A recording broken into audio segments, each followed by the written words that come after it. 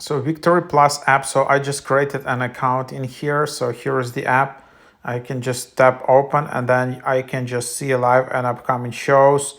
Victory Plus Sports Hubs. You can see replays, highlights, playoffs. Quite a great app to stream sports. Also a lot of creators in here. Also like all types of content. Not only sport but also nature, fishing, some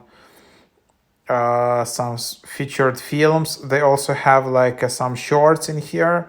They also have profile. They also have some quizzes and games where you can just win something. You need to agree.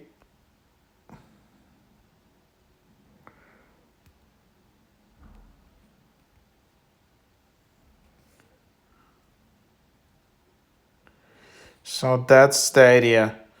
You can always delete your account here in the bottom, and and then you can just search, for example, by the shows. So something like that.